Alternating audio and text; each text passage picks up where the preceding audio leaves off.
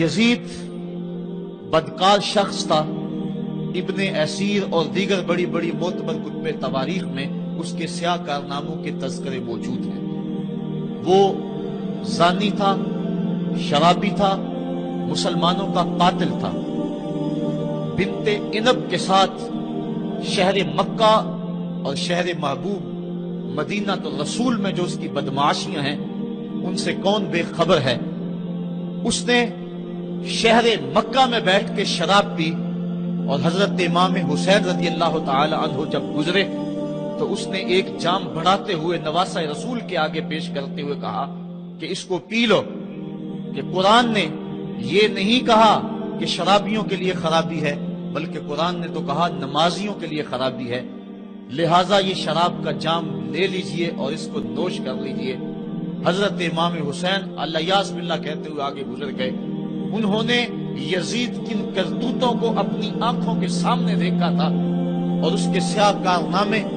حضرت عبداللہ فرماتے ہیں کہ ہم نے اس وقت اس پہ خروج کیا جب ہمیں یقین ہو گیا کہ اس کی کرتوتوں کی وجہ سے آسمان سے کہیں پتھر نہ برسنے لگ جائیں. صرف واقعہ کربلا ہی نہیں، اس نے مدینہ الرسول کے اندر 700 صحابہ کو شہید کیا، 10,000 تابعین کو قتل کیا اور 300 نوجوان خواتین کی آبرو ریزی کروائی. اور مکہ المکرمہ میں یزید نے کعبۃ اللہ پہ سنگ باری کی. یہ تاریخ کے حوالے ہیں جو آپ کے سامنے رکھ رہا ہوں.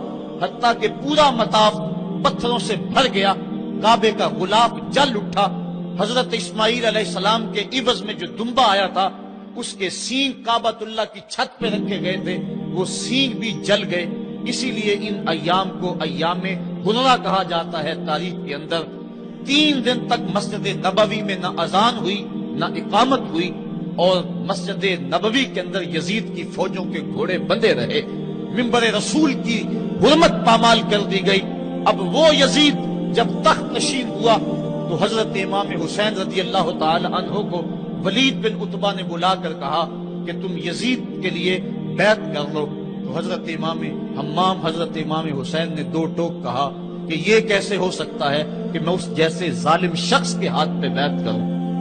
آپ یہ کہہ کے پلٹے تو مروان بن حکم نے مشورہ دیا کہ یہ موقع ہے، جانے نہ دو، اگر یہ چلے گئے قابو پانا دوبارہ مشکل ہوگا، لہٰذا ابھی ان کو قتل کر دیا جائے. یہ حضرت امام حسین رضی اللہ تعالی عنہ کے کانوں میں آواز پڑی.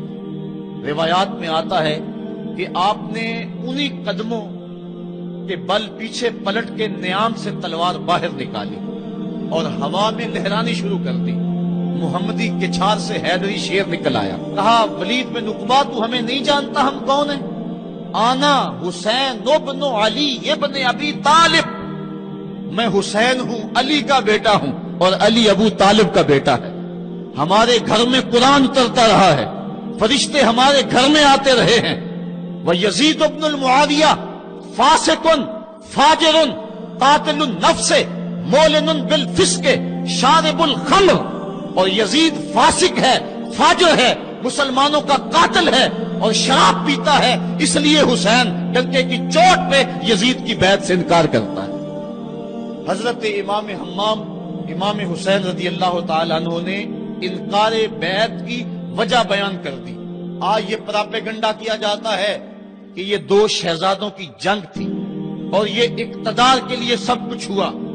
اگر یہ بات ہوتی تو ترمح بن عدی کہہ رہا ہے، حاتم طائی کا پوتا، جب آپ میدان کربلا کی طرف بڑھ رہے ہیں، حضور آپ میرے پہاڑوں میں آ جائیں اور 5,000 کا لشکر آپ کی پشت پہ رکھ دوں گا اور آپ جدھر بڑھیں گے وہ جان نثاری کرتے ہوئے آپ کے پیچھے ہوں گے اور یزید کی حکومت کے ٹکڑے کر کے رکھ دیں. حضرت امام حمام امام حسین نے ترمح بن عدی بن حاتم کی اس پیشکش کو ٹھکرا دیا. کہا میں تو کسی اور کام کے لیے جا رہا ہوں. یزید کے چہرے سے اس نقاب کو نوچنا تھا، اس کے مکروہ چہرے کو لوگوں کے سامنے ننگا کر کے بتلانا تھا کہ یہ وہ شخص ہے کہ جس کے بارے میں میرے محبوب اور میرے نانا نے خبر دی ہے کہ بنو امیہ کا ایک ظالم شخص میری سنت کو بدلے گا اور وہ سنت کو بدلنے والا یہی. یزید کا صرف یہی بد کرداری کا مرحلہ نہیں تھا اس کربلا کے صحرا کے اندر یزید نے جس طرح امام حسین رضی اللہ تعالیٰ عنہ کو شہید کیا اور حضرت امام حسین کے خاندان کو شہید کیا، جب مدینہ المنورہ پر یزید نے مسلم بن عقبہ کو مقرر کیا، جس کو بزرگوں نے مصرف بن عقبہ کہا ہے، تو اس کو کہا 3 دن تک مدینے کا حرم تمہارے لیے حلال ہوگا، جو چاہو تم کرنا، اور شامی فوجوں کو اجازت ہوگی۔ تو وہاں بھی انہوں نے 10,000 تابعین اور 700 صحابہ کو شہید کیا۔ حضرت ابو سعید خدری رضی اللہ تعالیٰ عنہ گھر سے باہر نکلے، کافی بوڑھے ہو چکے تھے، تو انہوں نے حضرت ابو سعید خدری کو پکڑ لیا، کہا تم کون ہو؟ کہا مجھے ابو سعید خدری کہتے ہیں۔ تو کہا ہاں تمہارا نام سنا ہے، اور داڑھی سے پکڑ کے کھینچا اور کہا کہ ہے تمہارے پاس جو ہمیں دو؟ تو کہا کہ میرے پاس تو کچھ بھی نہیں، میں تو فقیر آدمی ہوں۔ تو ان کے گھر ان کو لے گئے، تو 2 کبوتر رکھے تھے حضرت ابو سعید خدری نے، تو وہ کبوتر لوٹ کے لے گئے۔ اللہ اکبر۔ حضرت ابن سنان رضی اللہ تعالیٰ عنہ کو، جو حضور کے علم بردار تھے فتح مکہ کے دن، ان کو ستو پہلے پلائے اور پھر ان کی گردن کاٹی گئی اور کہا یہ ہے وہ ستو جو تم زندگی میں آخری بار پیو گے۔ ایک گھر میں داخل ہوئی شامی فوج، تو ایک خاتون کے ابھی بچہ پیدا ہوا تھا، اور قابلہ نے، دائیہ نے وہ بچہ ماں کی چھاتی پہ لٹایا، اور وہ ماں کا پہلا دودھ پی رہا تھا۔ تو یہ جا کے کہنے لگے نکالو تمہارے پاس جو کچھ ہے۔ تو اس خاتون نے کہا تم جانتے ہو یہ بچہ کون ہے؟ تو انہوں نے کہا ہم نہیں جانتے۔ کہا یہ حضرت ابن ابی کبشہ انماری رضی اللہ تعالیٰ عنہ کا بچہ ہے، اور یہ وہ صحابی ہیں کہ جو بیت الشجرہ کے موقع پہ حضور کے ہاتھ پہ بیعت کرتے ہیں۔ انہوں نے اس چیز کا لحاظ نہ کیا، کہا جو کچھ ہے وہ ہمیں دو، ورنہ تیرے بچے کو نہیں چھوڑیں گے۔ تو ماں بچے سے مخاطب ہو کے کہتی ہے، ابھی بچہ پیدا ہوا ہے اور ماں سے پہلا دودھ پی رہے، کہ بیٹے اگر میرے پاس کچھ ہوتا، وہ قیمتی سے قیمتی چیز بھی ہوتی، تیری جان کے لیے قربان کرتی، لیکن اس وقت میرے پاس کچھ ہے نہیں۔ تو ایک شکی آگے بڑھا اور بچے کو ایک ٹانگ سے پکڑ کے کھینچ کے دیوار کے ساتھ پٹک کے مارا، جس سے دماغ کا بھیجا نکل گیا۔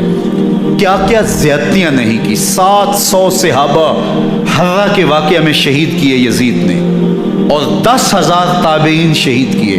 مسجد نبوی میں ممبر رسول کے ساتھ گھوڑے باندھے، اور وہ ممبر رسول اور مصلی رسول کے قریب لید کرتے رہے۔ حضرت سید عبد المسیب فرماتے ہیں میں نابینا تھا اور حضور کے روضہ انور کے پاس بیٹھا تھا، اور یزید کے سپاہی آتے، جو بھی مسجد میں نظر آتا پکڑ کے لے جاتے، مجھے نابینا سمجھ کے چھوڑ دیتے، لیکن میں پریشان تھا کہ ظہر کا وقت ہوگا، عصر کا وقت ہوگا، مغرب عشاء کا وقت ہوگا، نہ اذان نہ اقامت نہ جماعت، تو کیسے مجھے پتہ چلے گا کہ نماز کا وقت ہو گیا، اور کیسی میری نمازوں کا کیا بنے گا؟ میں اس فکر میں بیٹھا تھا۔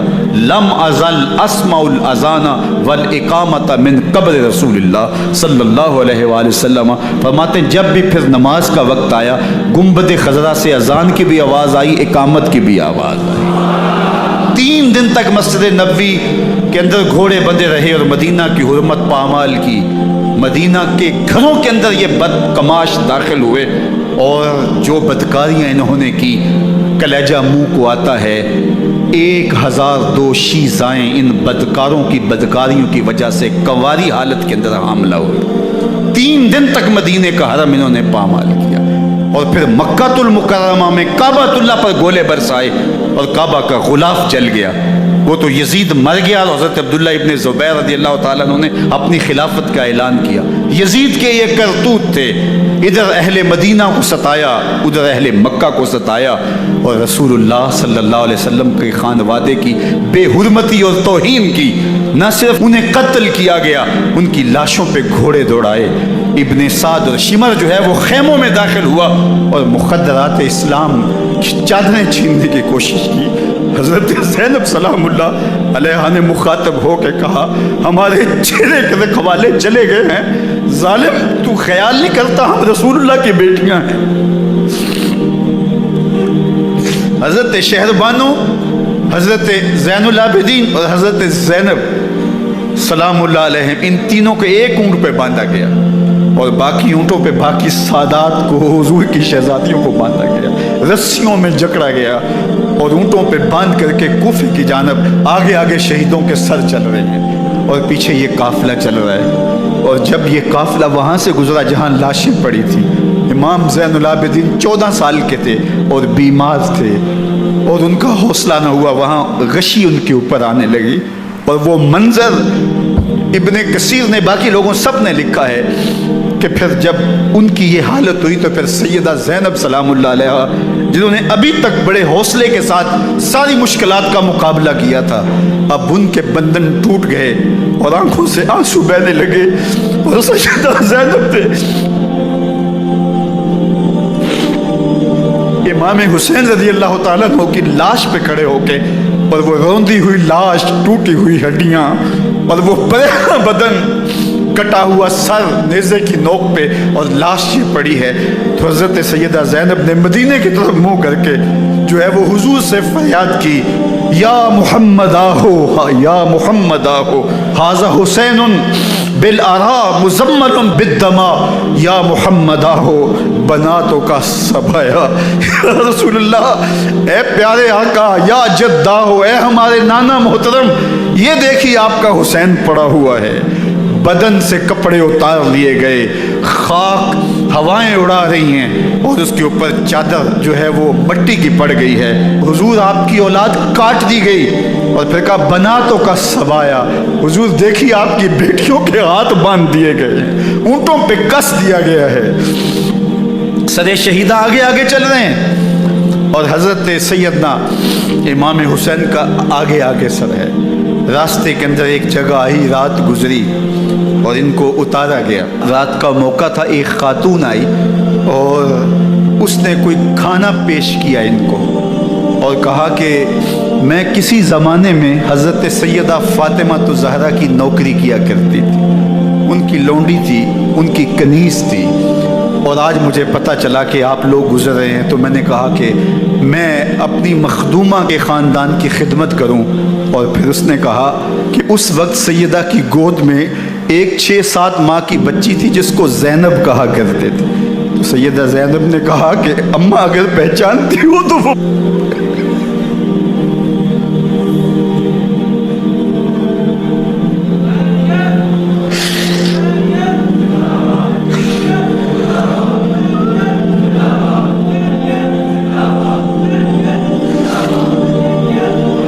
تاراج اور لٹا ہوا کارواں پھر وہاں سے کوفے میں کیسے پہنچا، اور کوفے کے اندر سیدہ زینب سلام اللہ علیہا نے وہ یزید کے دربار میں، ابن زیاد کے دربار میں وہ جرأت آمیز جو باتیں کہیں، اللہ اکبر، زینب کی زبان میں علی کی خطابت بول رہی تھی، اور پھر دشمن اور دوست سارے رونے لگے، اور وہ کیا دل گداز منظر تھے، اور پھر یہ سروں کا قافلہ اور سادات کرام کا مشکیں کسی ہوئی ہیں اور اونٹوں پہ باندھے ہوئے، ان کو وہاں سے پھر قادسیہ اور قادسیہ سے پھر دمشق یزید کے دربار میں پہنچایا گیا، اور وہاں سے یہ لٹے ہوئے خانمہ برباد تاراج لوگ مدینہ المنورہ میں کیسے پہنچے، اور اہل مدینہ نے کیسے استقبال کیا، اور وہ منظر کتنا دل گداز تھا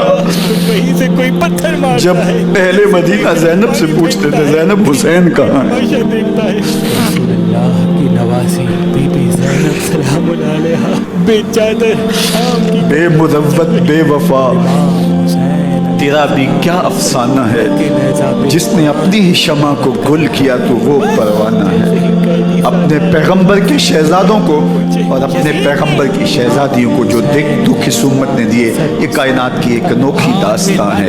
اللہ ہمیں اسوہ شبیری پہ عمل کی توفیق عطا کرے اور ان کے نقوش پاک کی برکتیں دے، اہل بیت کی محبت ہماری روحوں میں جذب کر دے، اور جس عظیمت کے ساتھ، جس حوصلے کے ساتھ انہوں نے دکھوں کو جھیلا، جو دہکتی آگ کے شعلوں پہ سویا وہ حسین، جو جواں بیٹے کی میت پر نہ رویا وہ حسین، جس نے سب کچھ کھو کے کچھ نہ کھویا وہ حسین، مرتبہ اسلام کا جس نے دوبالا کر دیا، خون نے جس کے دو عالم میں اجالا کر دیا، جو کہ سوزے غم کو سانچے میں خوشی کے ڈھال کے مسکرایا موت کی آنکھوں میں آنکھیں ڈال کے، اے حسین ابن علی تم پر سلام، نازش آل نبی تم پر سلام۔